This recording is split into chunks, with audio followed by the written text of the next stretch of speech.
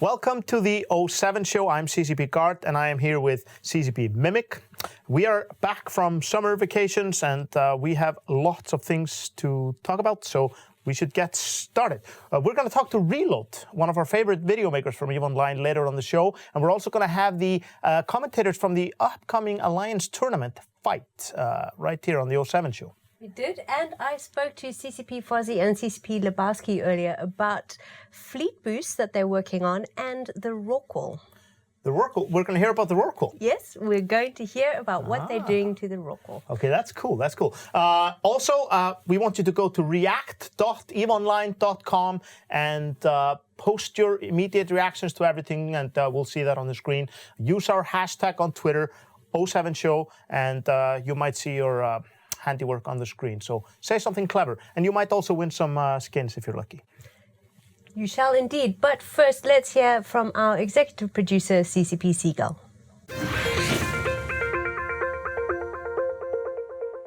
Hi EVE Online. The whole Reykjavik office is spinning up fully again after vacations, and we're preparing an exciting fall and winter for you. Today I have some small updates, and in the coming weeks we will be announcing some more of our fall and winter plans. We have continued to polish and extend the features we released in the Citadel expansion, and the release last Tuesday brought contract functionality to Citadels. We still have tweaks, bug fixes, and additions planned for Citadels that we will roll out in the coming months. And then of course we have both industrial arrays and the massive rework of fleet boosts in the making. We're also working on some exciting developments when it comes to PvE content in EVE that I hope to be able to share with you soon. For now, I'd like to encourage you to take part in the focus groups and roundtables that the Council of Stellar Management are organizing on various topics. We want to have a really good summit with the Council in September, so make sure to give them your input. Check the CSM section on the EVE forum for all the details. We'll also be running a free weekend on Steam, starting on August 18th. If you're recruiting for your Corp or Alliance, this might be a weekend to keep track on for finding some new Corp mates. And with that, I'll just leave you with some shots of the updated damage effects that just went out. Get out there and do some damage so you can see these in action for yourselves. Bye for now.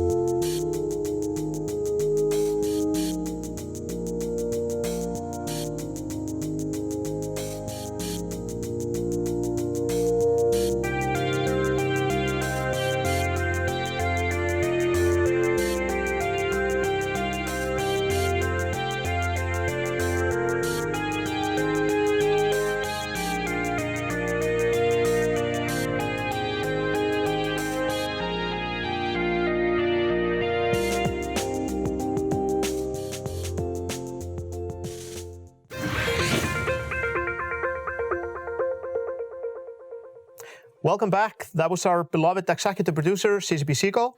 Those damage effects were really something. Now, we wouldn't have an 07 show without some giveaways for the people at home watching. And since the Matagu Seabeast skins just arrived in the new Eden store, we've got some special giveaways. There's a line of them in the store, but we've got a couple to give away that are not in the store yet. So they're exclusive for a little bit. That's the Falcon and the Drake. And you don't have to do anything to win. We'll just pick random people from the channel throughout the show and also pick some people from Twitter later.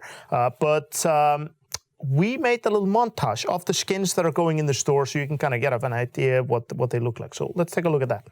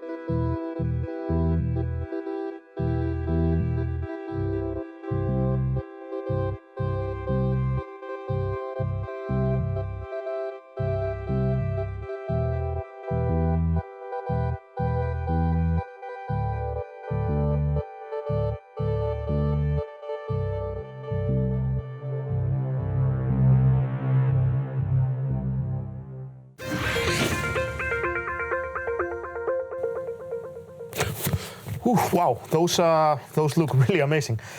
But we have something else that looks also amazing, right? We do, but don't worry, you aren't a Seabeast, it's just the skins. Okay. It's okay.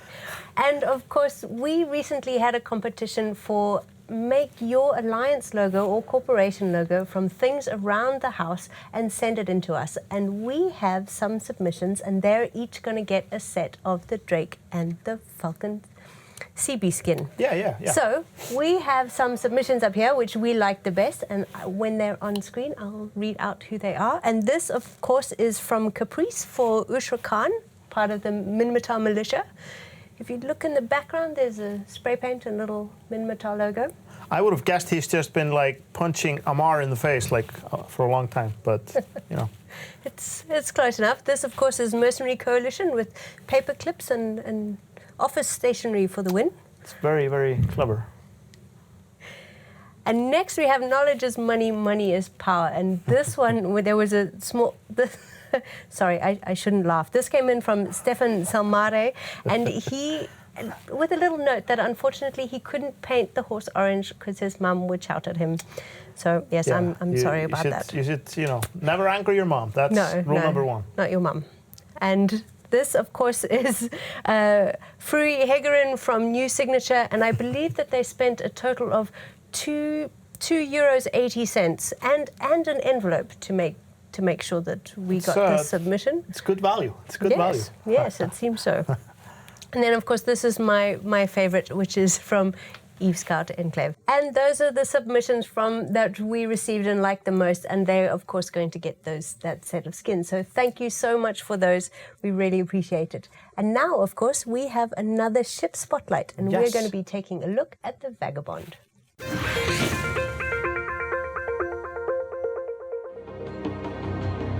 In this ship spotlight, we are going to take a look at the Vagabond class heavy assault cruiser. Manufactured by Thucker Mix, the Vagabond relies on two key Minmatar design philosophies: speed and vicious punching power. A popular hull amongst pirates, outlaws, and those who prefer small and more mobile fleet operations. With bonuses to medium projectile damage, fall off, and rate of fire, along with a reduction in signature radius when using a micro warp drive, the Vagabond is tailored towards providing a fast, agile platform for kiting and range damage application. 5 turret hardpoints and a single launcher hardpoint, along with a bonus to shield boost amount, ensure this nimble hull has both the damage potential and staying power to dominate the field during light skirmishes. Based on the Republic Fleet Stabber class cruiser, the Vagabond retains the ability to field a full flight of light scout drones, providing additional defense against interdiction and webification by fast frigates. The Vagabond can be produced with only a few advanced components required, and its blueprint is available through Invention, making it relatively easy to acquire. That's it for today's Ship Spotlight. See you in space.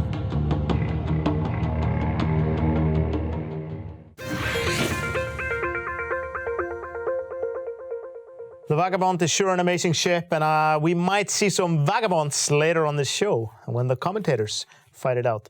But we have a video for you about the redesign of the mining barges. That redesign is coming onto TQ in the September release. We're redesigning all the mining barges. A lot of changes to the way they look, but I could talk about it all night, but instead we're going to show you this video montage that CCP Lilu made for us.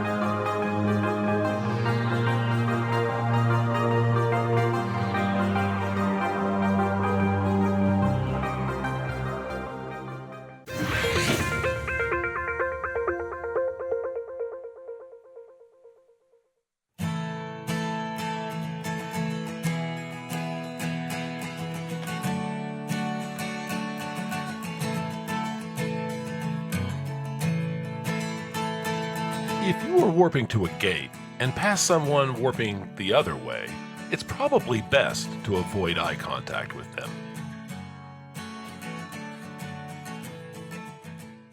Welcome back. That was some good advice from Rixx Javix. We are going to take a look at what's been happening in space, and we need some specialist help for that, and who better than Hendrick Tallardar to tell us what's been going on. There's been lots of wars, lots of maneuverings, lots of changes to the power landscape of EVE Online, and Hendrick is going to tell us what's been happening on the 07 report. We'll be right back.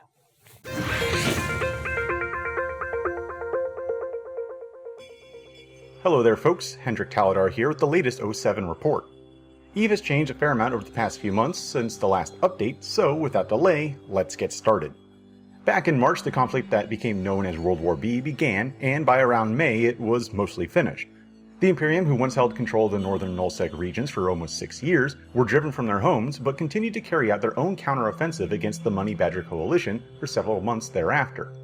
However, their coalition as a whole suffered losses, as Circle of Two chose to defect early in the war, siding with the NVC, Fidelis Constans opted to peacefully leave the coalition and found a new home in the south, Space Monkey's Alliance left the coalition as well to live in Outer Ring, along with Razor Alliance choosing to stay in the north.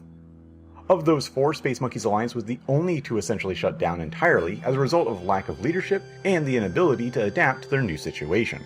The future of the Imperium was, for a time, determined to be a reconquest of the north, but as time wore on, it became apparent that, while some progress was being made, their opponents in the north were too entrenched, and the decision was made to abandon the northern regions entirely.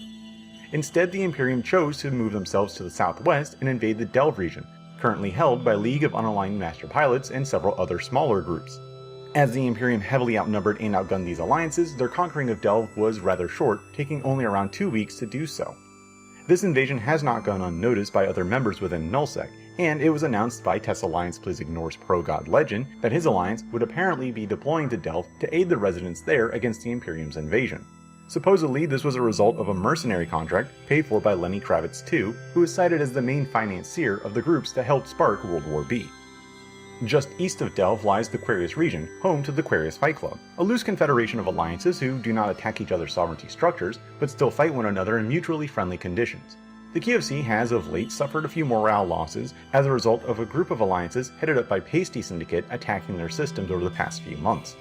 With the Imperium moving in just one region over, this also caused concern within the QFC, and in a leaked coalition meeting, the option of abandoning the region was brought up, but at present the coalition's future remains undetermined. Further east in the southern and southeastern regions of nullsec, the Stainwagon and Vanguard coalitions continue to fight in a conflict that has spanned several months now. At first, this started as what could be described as border skirmishes, but things began to flare up towards the end of the World War B campaign in the north. Vanguard Coalition even received a new ally in former Imperium member Fidelis Constans, who had moved into the Amencia and Tenerifis regions following their evacuation of the north. The majority of the battles haven't been focused on sovereignty per se, but the towers anchored on moons that create income for the owner. Vanguard Coalition's assault into Stainwagon regions has seen them wipe out all towers belonging to Stainwagon, with any fighting over system sovereignty mostly taking place in the Tenerifis region, which borders both Stainwagon and Vanguard Coalition space. At the same time, Stainwagon member Infamous suffered a coup d'etat orchestrated by several member corporations, headed up by bearded battle bears. The cause for this was cited to be the poor leadership of former member Hell Phoenix and his corporation Hell on Earth. Under the leadership of Benju, Infamous then announced that they would be leaving Stainwagon altogether. However, shortly after this coup, another coup was committed by the remaining corporations inside Infamous, who had determined that Benju and his corporation Bearded Battle Bears were steering them in the wrong direction. With 2 coups committed in just 2 weeks, Infamous is mostly perceived as an alliance on the decline, and potentially will be picked apart by its neighboring rivals. With the Stainwagon and Vanguard conflict happening right next to their sovereignty, it won't be unlikely to see Infamous lose a significant amount of their nullsec holdings if any offensive push made by Stainwagon or Vanguard coalition makes its way into their region. And with that, we have covered the majority of what has happened in EVE Online over the past few weeks. I'm Hendrick Tallardar, this has been the 07 Report, and I'll see you next time.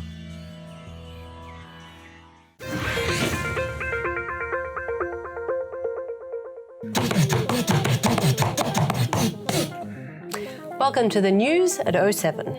Mass of Rixx is a new NPSI fleet event which is showing promise in the planning stages, and we hope it'll be as fun as it sounds. NPSI stands for Not Purple Shoot It, which is the same rule I follow in my daily life on the streets of Reykjavik. The theme for their first massive Rixx event is Galente Grind. The focus will be on learning to fly the entry-level Galente ships. The 07 show is donating some Quave Vexor skins for the prize pool, so check out their website Massive Rixx for more details.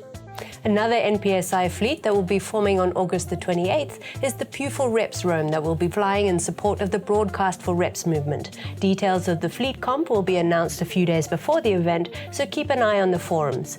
But Serpentis Vehement, along with other capital support, will make up the contingent. The fleet is scheduled to form up at the Federal Navy Assembly Plant in Dodixie at 1800 for a departure at 1900. Be sure to join the in-game channel Pew for Reps for more information. Theomachy means Battle of the Gods, and what better way to describe an event where hundreds of EVE players clash for hours until only one remains. Hundreds of billions in treasure, godly amounts of violence, and everything else you'd want from a nice Saturday evening. The event takes place on August 27th. To learn more, go to their website theomachy.com. And for those of you who want a bit more competition in your lives, the Australian time zone is gathering combatants for a 3v3 tournament. For full details about the rule set and format, join the in-game chat channel AUTZ3v3 PvP.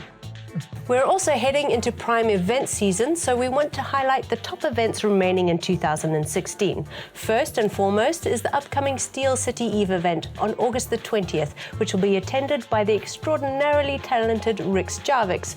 It also coincides with his 50th birthday, so if you're in the area, be sure to go wish him a happy birthday.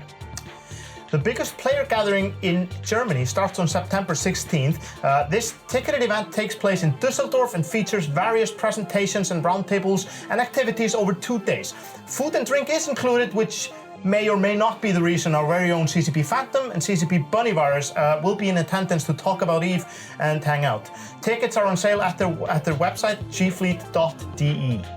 And the awesome EVE NT is taking place once again in Nottingham from September the 23rd to 24th, and tickets are on sale on their website. The event, known for its all-day 2v2 tournament and fun-filled pub atmosphere, will again be attended by CCP staff and prominent members of the UK EVE community.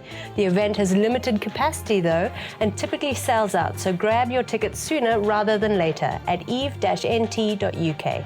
In November, we have Amsterdam coming up, which is the single biggest player-run event in the world. It takes place in the unique city of Amsterdam, which is only a train ride away if you live anywhere in Europe. Tickets went on sale yesterday, so go grab your tickets and keep your eyes peeled for more news. And if you're in Australia, you're probably asleep right now. But for those loyal sleep-deprived fans of the 07 show among you, you probably already know about the EVE Down Under event, the annual gathering of EVE players in Sydney. It's happening in November from Friday the 25th through to Sunday the 27th in a brand new venue right by the harbour. There are limited tickets though, so be sure to check out their website, evedownunder.com, for all the details as they come in. We can't wait to hear more, and we'll keep you updated. Well, that brings us to the biggest event remaining of the year, that's EVE Vegas. It's taking place on Halloween weekend, and it's going to be crazy. The 07 show will be there streaming it all and talking to your favorite players and developers. We want to give you all a fair warning that hotel rooms will go up in price the longer you wait, because who doesn't want to be in Las Vegas over Halloween? Consider yourselves warned and go and get your tickets and accommodation right now.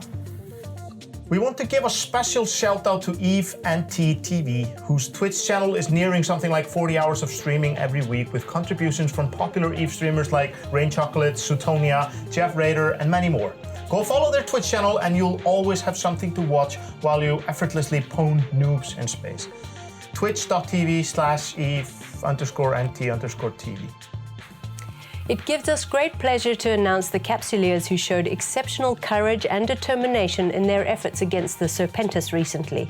The following pilots have been rewarded a single-run supercarrier blueprint copy of the Vendetta for being in the top 10 Capsuleers in this effort.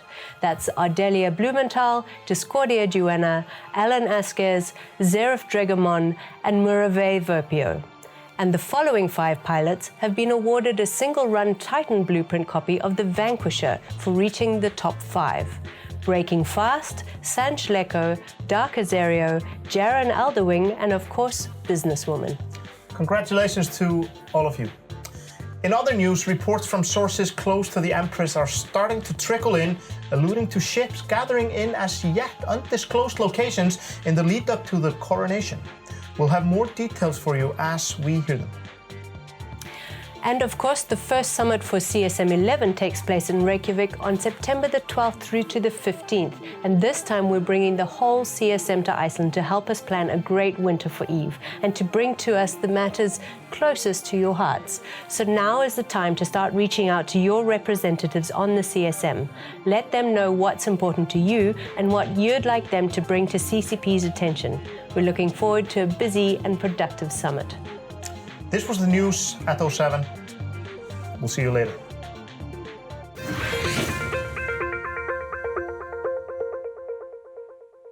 We recently hosted a screenshot contest on the EVE Online Instagram, and the reception was beyond amazing.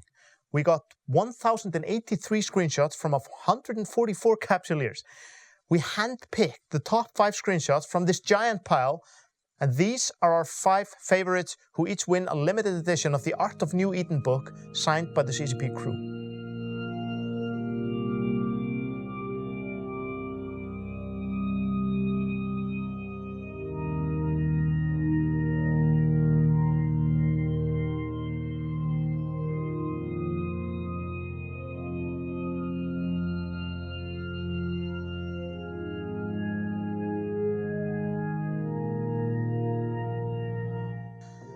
Due to the enormous participation in the contest, we added a few prizes. 5 runner-ups will be sent a 60-day game time code each, and another 10 will receive pirate faction skins for rookie frigates. Congratulations to the winners, and please follow our Instagram for more beautiful glimpses of Eve.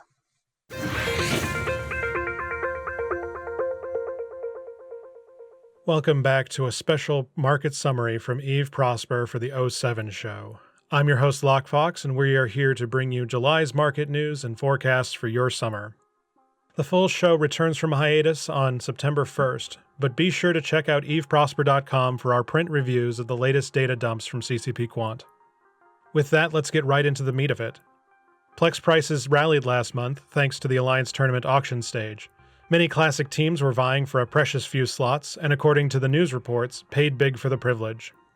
CCP did release a sale to try and clear up some of the Plex shortages, but prices only dropped briefly and have rallied back over the 1 billion mark. The rise in Plex prices is bad news for skill point farmers. Though ISK per skill point margins remain strong, actual profit margins are narrowing. We are not yet predicting an intersection with Plex parity, where the cost of skill points reflects both extractor and account time costs, but skill points coming to market might be in for a shakeup in August. Looking elsewhere in the RMT markets, things are looking interesting. For the first time in a very long time, resculpting certificates have reached parity with their Plex equivalent. Also, multiple pilot training certificates are showing much more volatility than usual, thanks in part to Citadel offshoring, and perhaps also due to skill point farming. Looking at net trade across the cluster, total trade is about where we expect it. Mineral trade is actually up higher than expected. This should subside with barges being rebalanced, bringing down prices and increasing raw mineral supply. The troubling metric in the net trade report is the ship trade dropping off. We are not yet sure if this is because people are burning off World War B stockpiles or just generally investing in less ship hulls. CCP Quant's latest economic release shows a sharp contraction in market activity in July. Though total sink faucet levels have returned to nearly normal levels, we should actually expect sinks to be a little higher than they are currently due to changes from Citadel. Also, July's active ISK delta value, or ISK lost to accounts going inactive, was higher than expected, also showing a sharp retraction in summer activity. To steal directly from CCP Quant's report, I also found the total ISKIN wallets lagging behind original projections. We were expecting this period with the Serpentis event to have players replenishing their cash stocks, but we are still lagging behind the levels we saw pre-Citadel. Though looking at the PvP stats, it would be hard to say there was actually less activity. Total PvP remains steady despite downward trends elsewhere. We think PvP has stayed relatively strong thanks to Citadels, and better than expected churn in nullsec. Especially hopeful, the value destroyed stats are higher than we originally forecasted. And that wraps up our Prosper Market brief for August. Remember, the hiatus ends September 1st, with our proper live show returning to the air. In the meantime, stop by eveprosper.com for our other regular market content. To follow us, all you have to remember is Eve Prosper, and that will get you to Twitch, Twitter, YouTube, and the blog. I have been your host, Lockfox, signing off from Eve Prosper.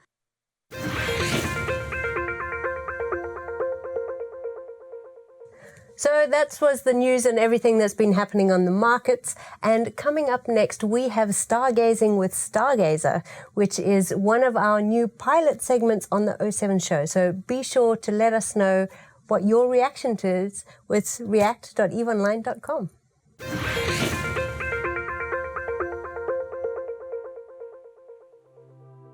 Hey folks, General Stargazer here with my first video for the 07 show, which I've dubbed Stargazing with the Stargazer. New Eden is steeped in lore, both of player origins and part of Eve's original background story. Part of this lore is based around locations across the universe, and I thought I'd make a series of videos sharing some of these locations with you all. So here's the first location, known as the Legends Trial. It can be found in the region of Cloud Ring, the constellation of Acelot, and the system of PPG-XC. The history of this site is one that has been created in New Eden's backstory to facilitate an old tradition that has existed for a long time: dueling. Dueling has always been considered a way that two combatants could resolve their differences in honourable combat, fighting to a set of rules until the honour is restored. While dueling is now accepted by Concord by two consenting parties, it wasn't always this way, and pilots needed a location to go settle their differences. Out in null security space, they can escape the various legalities associated with having the tournament inside Empire space. Also, by staging the tournament here, it also opens up for all types of competitors, including criminals and individuals associated with outlaw organizations that would immediately be destroyed within Empire. The Legends Trial is also a popular show on Federation TV and broadcasts duels and small-scale tournaments across the cluster for many to enjoy and many more to gamble on. The huge money that is also at stake causes many criminal networks to try and rig fights and to influence the outcome of the shows. The organisers of the Legends Trials have hired a small mercenary fleet to protect its assets, but even so, it's still extremely vulnerable to pirate meddling, especially due to its location outside the protective embrace of Empire space. With that said, it's one of my favourite looking sites, and I thought it was a fantastic starting candidate for this series. I hope you enjoyed this, and I'll see you again soon.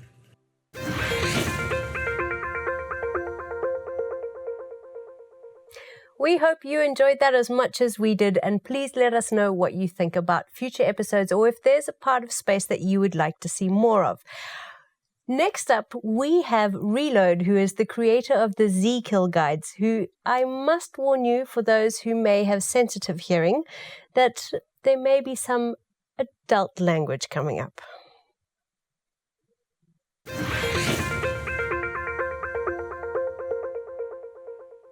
Hi Rhiload, and welcome to the 07 show. I'm a big fan. It's great to have you on.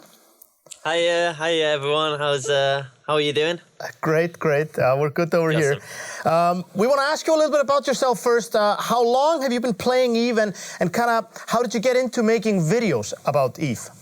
Oh, well, I started playing Eve around 2012, the great era of battle cruisers, and when Drake's awesome and all that. And when I started, when did I get into making videos? Probably like maybe 2 months ago on how.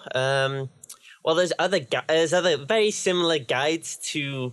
It's got a very similar style of this type of like a genre, I should say. And I thought, well, there's no Eve one, so I may as well start. Basically, yeah, they've been. There was a gap that needed to be filled, definitely. Yeah, they've been really amazing. And I mean, like you said, you started 2 months ago, and you've been churning out videos pretty frequently. They're always a lot of fun. How much time do you spend on making your videos? It depends really. If some ships, if they're really good ships, for example, they usually take maybe 2 to 3 days for me to record the footage, and it takes about me a day to actually edit and make the script. So about 4 days on like a good ship. If it's an awful ship, well, that might take up to a week, just because of how awful it is. So, are you planning to eventually make a zKill guides for every ship in EVE? Oh yeah, absolutely. That's definitely on the list.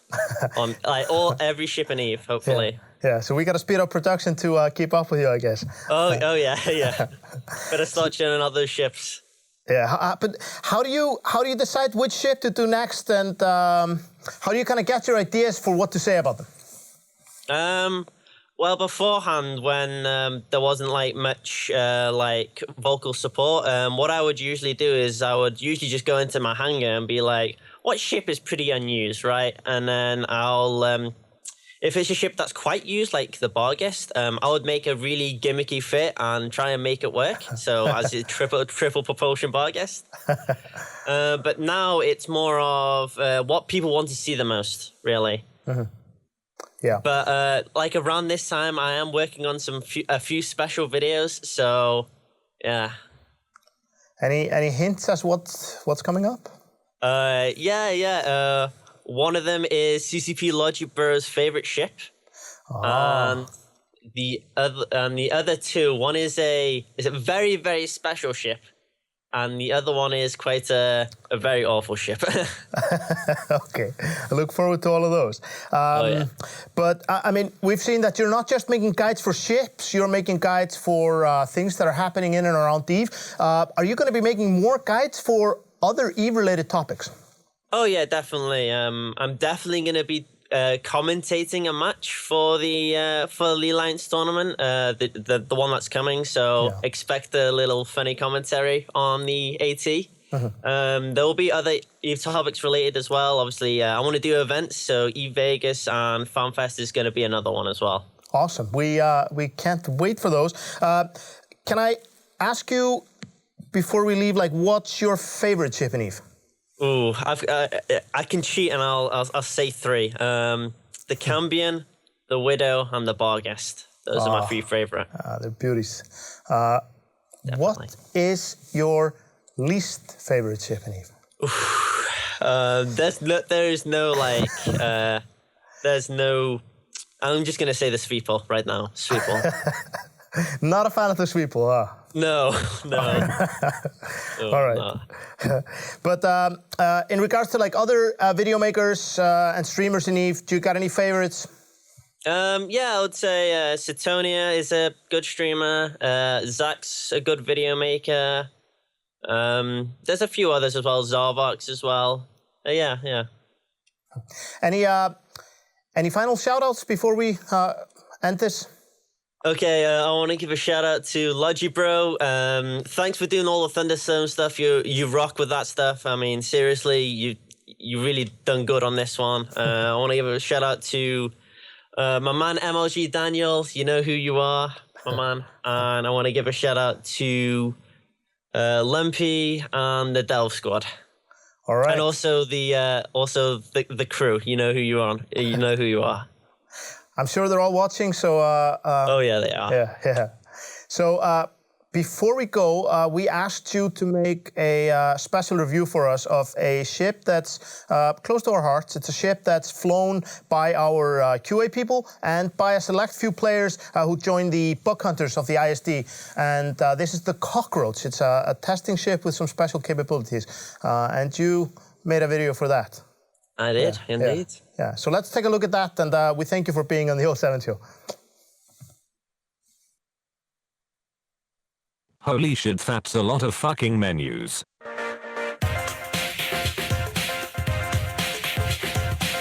so I had to keep quiet about this one.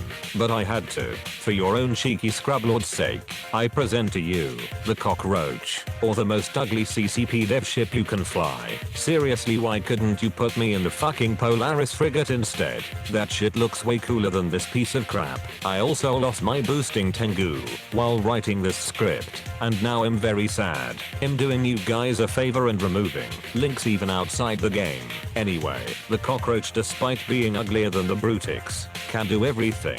No, I'm being serious. It can literally do anything, except for using capital mods and links. Even CCP can't fit links to their ships, because their coders are worse than first-year computer science students. I bet you're asking yourself, Rhiload, why can't we go around in a Cockroach and own noobs? Because I'm fucking cool, okay? And CCP knows this. Only one Cockroach has ever died on Tranquility by CCP Autopilot because he thought he was on the test server. CCP devs are extremely professional guys. This is how you fit your personal CCP dev hacks. Fit it however you fucking like, because you're probably a dev. If you fly this ship, then again CCP have no idea how to actually play their own game.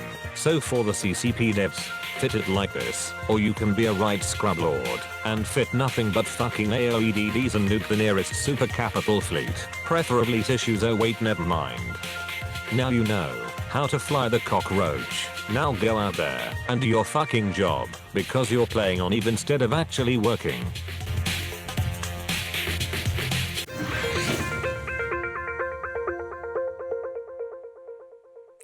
Well, that's something that's definitely going to need an answer to. And of course, I am joined in the studio now by CCP Fozzie and QA analyst CCP Lebowski, who happens to fly a Cockroach quite often. Yeah. And what do you think about them? I think they're a bit underpowered, actually. I think we could do with bumping them up. Maybe putting a few more excessive special bays on there. A few more options in the right-click menu. Yeah, I think the ability to fit more things, covert ops cloaks, Yeah. links. Yeah. Well, I think my favorite thing about them, and it was illustrated a little bit in that video, was that you can just fit huge oversized guns on them. So you can fit them full of ridiculous missile launchers, cruise missile launchers and things like that, and fly around. It looks...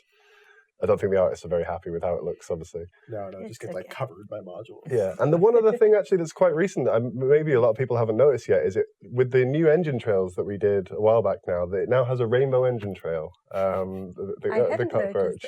It's really nice, yeah.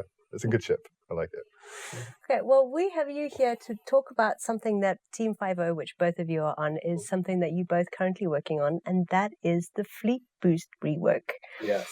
So for those out there who don't actually know what we're talking about, explain how Fleet Boosts work at the moment. All right, so Fleet Boosts are the main way that you can provide bonuses to all of your friends in your fleet in EVE. Basically, like it's the buffing gameplay. And at the moment, you just have to be set up in the right spot in a fleet where there's a hierarchy, and you pass fleet boost down throughout that hierarchy, and then be online in the same solar system as your fleet mates, uncloaked and not warping. But you can be anywhere in the solar system. There's no range limitation. There's no real gameplay around it other than just being there in space. And being organized in the fleet in a certain way and Yes. having certain skills. Yeah, quite often it's done by an alt of a character, because it's just you sit them somewhere else and then you go do your thing, and you just have to make sure that they don't get caught, and that's the basic thing. Yeah. So when these were introduced way back in the day, the idea was to give people a way to provide like strong support roles for pilots that like to support other players, and also a way for people with a lot of skill points to help kind of give back to some newer players that they might be flying with.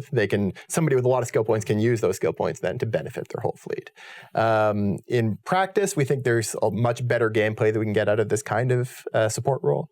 And this has been one of the things that has been most heavily requested for years now. This is among our most highly requested from the community changes. And we're really excited to be able to get them out very soon.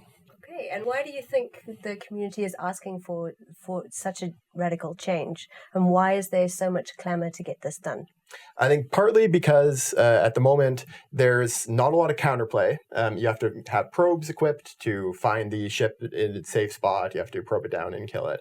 And it's really hard to get the information. If you're not in a big fleet that doesn't have a lot of supporting probers, if you just are, say, solo roaming through LowSec and you encounter somebody, there's no way for you to tell that they're linked. That they've got these big bonuses.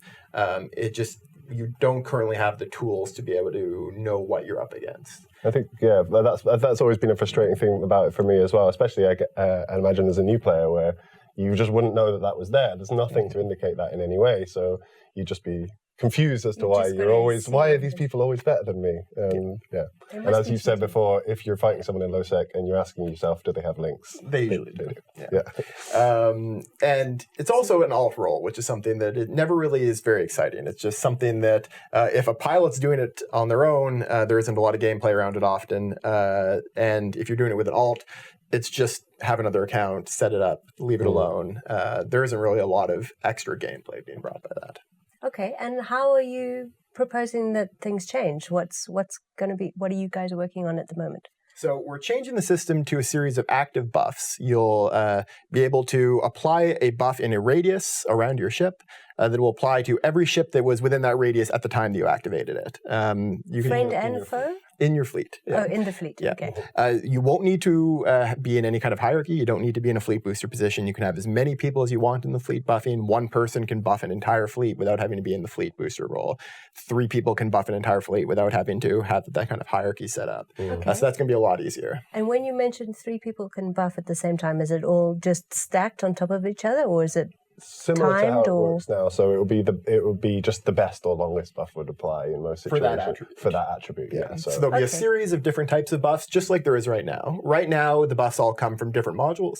We're actually switching it up so that you'll have a series of modules for each different group. So 1 module for skirmish links, 1 module for shield links, and you'll be able to actually load it with ammo that provides different bonuses that you can change on the fly based on the situation. So like different scripts or charges, like it. Exactly. Yeah.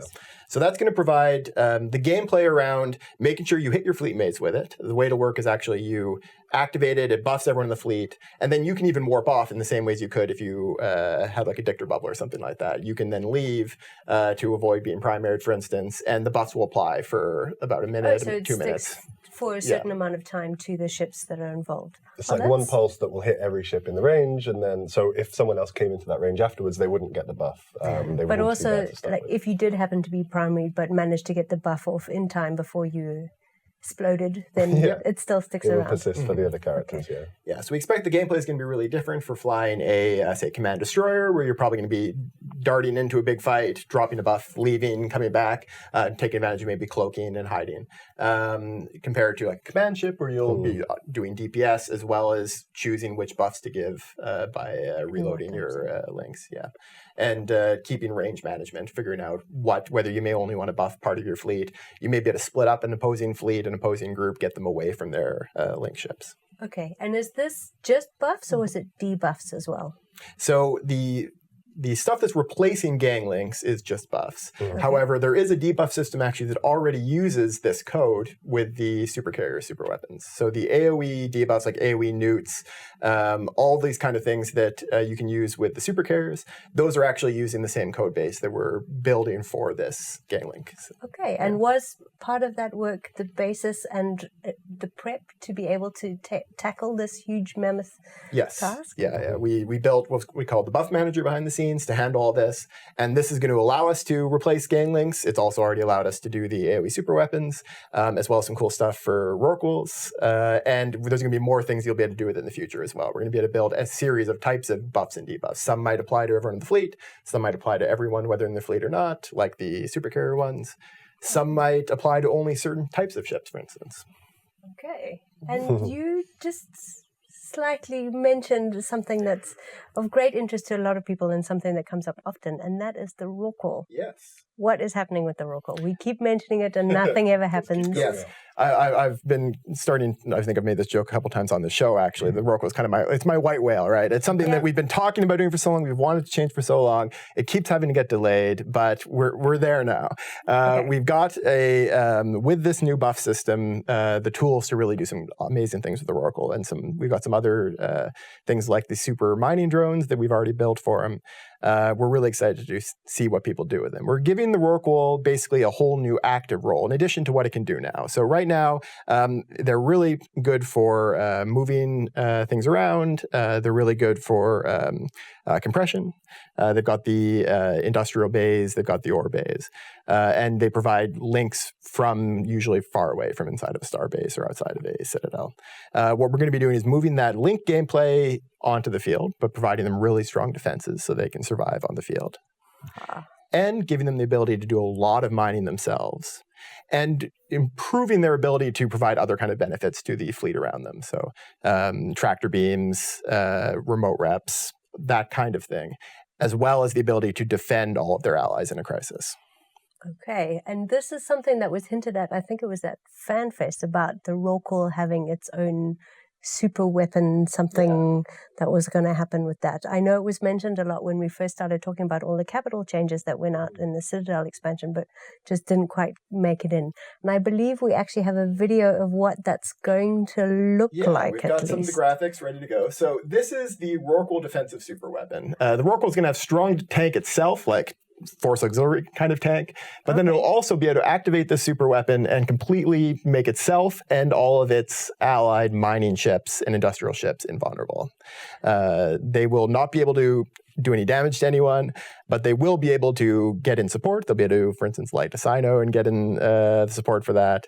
They'll be able to essentially get time for their friends to come support them. Okay, so it's not going to keep them still and invulnerable forever. It's basically just we need help. Let's just hold everything here and wait for it. And then their attackers can decide whether or not it's worth the risk if they hang around and get the fight that's coming, or whether or not it's time to run. Yeah, and that's in addition. If you face a smaller attacking fleet, you may just rely on the fact that the Rorqual has an extremely strong tank itself. We're going to be buffing that tank significantly, and also the ability to do quite a bit of damage with drones. You may just not even decide to use this against a small fleet, but if you come up against overwhelming force, you'll be able to call on your friends. It's a nice insurance policy for people to put that ship out in the field, which is something that you don't really see from the Rorqual that often at the moment, for sure.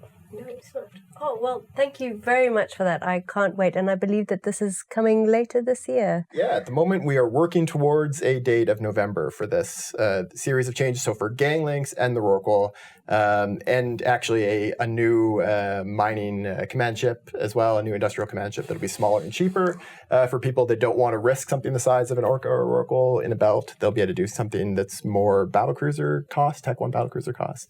There's a lot of really cool stuff we've got coming. Oh, excellent. Well, I'm hoping that there's going to be a dev blog later this month, maybe? Yes, we've got one in the works right now. Okay, well, I'm not going to get into details about the smaller command ship, because we also have to talk about stuff that's happening very soon, and well, not very soon, almost very soon. And that is, of course, the Alliance tournament, which both of you two are going to be involved in as well. Yeah, and this is going to be quite a bit of commentating for you and on-screen stuff, I believe. Yeah, so this will be my first time in the Alliance tournament that I'm not cheering it on from home, from my sofa. I've always enjoyed watching it in the past, and a few of my good friends and colleagues have been on the desk before. Some have even spawned memes, like CCP Pen. I think it was the Sledgehammer who did that. But no, this is my first time on it. I'm really excited about it. I'm not sure exactly how much commentating and presenting I'll do, but hopefully I'll get to do a bit of both, and I'm really excited about it. It's going to be great. This is good. And I wanted to also quickly ask about if there are any rule changes this year, something that I should know, seeing some riffing. Yeah, there's quite a few rule changes. One of the biggest ones is that this year it's going to be 10 pilots per team instead of 12. We made that change to make it easier for smaller alliances to be able to get practices together often. It's tough to do internal-only practices, but those are really valuable for keeping your secrets. So needing only 20 people instead of 24 people for this practice is going to go a long way.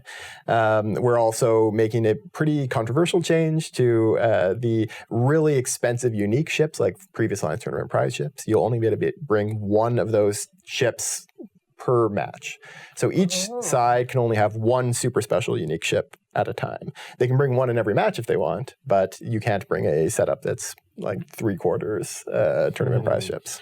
I guess as some alliances continue to win, that becomes more of a concern, that they could just field all of these ships. Well, last year we saw an incredibly expensive tournament, I suppose, is probably the best way. And the control room was constantly cheering every time something took a little bit too much damage. But those Alliance tournament ships are definitely something that I think it's although it is very controversial, I think it's right to limit them. They are very powerful and very expensive for a reason. They are fantastic and beautiful ships. And we also have images of the prize ships for this year, don't we? Yes. Yeah, we've got 2 new prize ships from the Blood Raiders. There they are. Really gorgeous ships, really amazing. So we showed off the bonuses of these in CCP Logibro's dev blog a couple weeks ago. Yep. And I'm really excited about these ships. They're going to be on Sissy in the next couple of weeks, although you'll probably have to be on Thunderdome to actually get access to them to test if you're part of a tournament team. But yeah, this is the Cadiz, the frigate. It has a covert ops cloak, and then otherwise it's a supercharged version of the Kruger.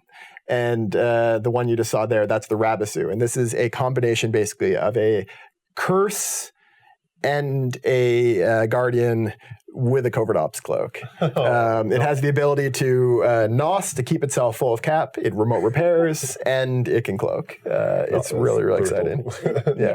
Yes, definitely brutal. Okay, well, this is all starting beginning of October is when the tournament starts. And leading up to that, we also in CCP Logibro's dev blog announced the player commentators. And I believe that the two of you have done your own practicing and commentating for their Collides match. I suppose the Celebrity Collides. So we are going to take a look at that and enjoy that video. We'll be back soon. Welcome, everyone. We have the new Alliance tournament coming up very soon, and to celebrate, we've got our 4-player commentators here for a special celebrity shootout match. This is a very special all-Vagabond tournament match, and I'm really excited to see what these guys have going on. The teams are Chesser and Moderator versus Gorion and Zarvox, and we've got them now on comms here. Do you guys have anything you want to say to each other or say to our audience before we get started?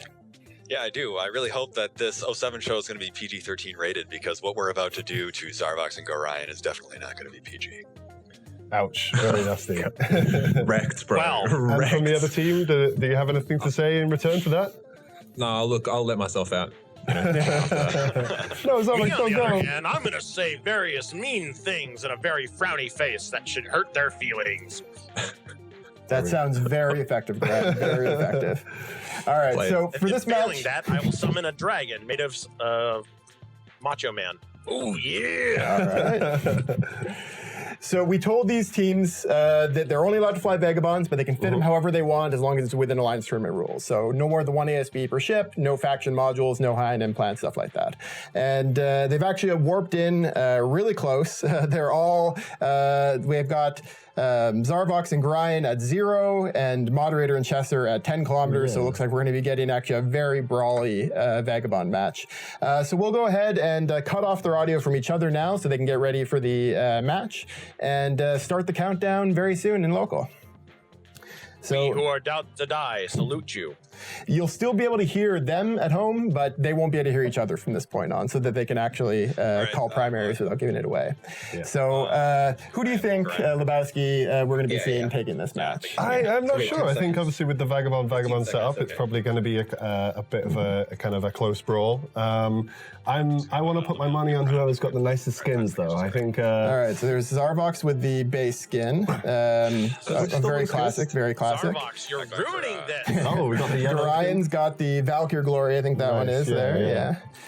Moderator is flying Valkyr Glory. Okay, so the match has now begun, and the teams are charging in at each other. We're seeing looks like tackle being applied to Zarvox and Gorion. Doesn't look like any tackle being applied the other way around. So it looks like they've used their mid slots just for defenses. Yeah, we've got some drones coming out here as well. Lots of EC300s all across the board. Yeah, both teams have gone full ECM drone, full Dishonor drone. So we'll see who can get the lucky jams in there. So as I say here, it looks like it's a very similar kind of setup here. So we might see a bit of a slugfest here for a while with these EC drones slowing things down. So Gorion's already into structure, but is bouncing back really hard with that ASB. Meanwhile, Chesser dropping much slower. Chesser is not taking nearly as much damage. He's the primary as well, but he's holding on really well. Is he going to be able to hold on there? Is he going to be able to sustain? Gorion's losing chunks of hull every time he goes down through his shields, and he's going to run out of charges on that ASB soon. Remember, these ships are only allowed to fit one ASB per ship according to our rules. So once it goes into reload, they're going to be in big trouble. And even if they had another shield booster at that point, it's not going to be enough to sustain against this kind of alpha. No, not against this much damage. So Gorian is dropping and he's off the field. So now Zarbox is all alone against Moderator and Chesser.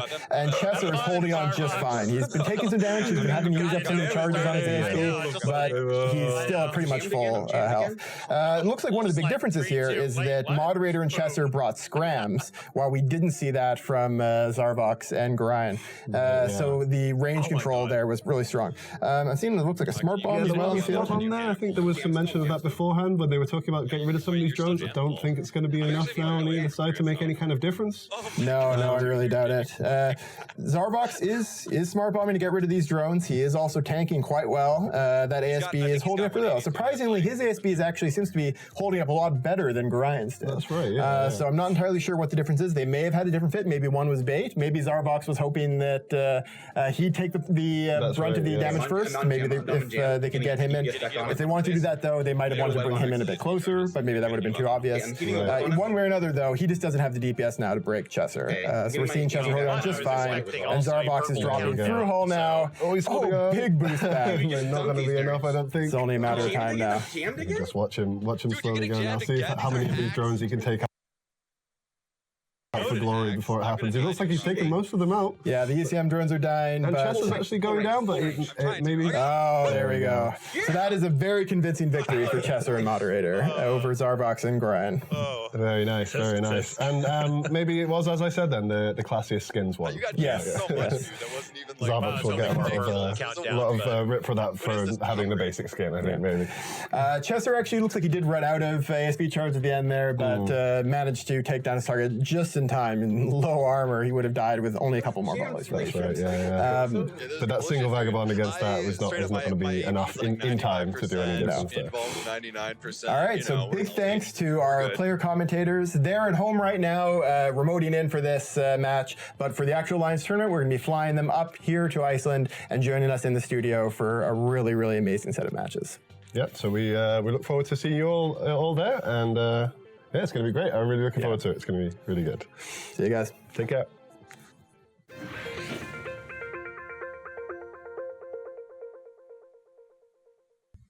That was a great fight, and now I guess we know which commentators to pay attention to during the Alliance tournament. No, they're all amazing, and we can't wait to listen to them commentate and to watch all you guys fight and cheer in the Alliance tournament. Indeed. And of course, we are going to have the schedule for the rest of the 07 shows for the rest of the year up soon so that you can plan your watching around that. And of course, that's going to include the Alliance tournament as well. And be sure to check out evemeet.net for any player gatherings that are going to be in your area. But before we go, we just wanted to let you know that if you have any requests for any shout outs or any submissions to any competitions, or if you would like to create a segment for the show yourself, then please send it in to evetv@ccpgames.com. And I just want to tell you that now that the Alliance tournament is coming up, we're going to see a lot of ships blowing up in space. But there's one ship whose hit points are never depleted. And that is the Friendship. Good night.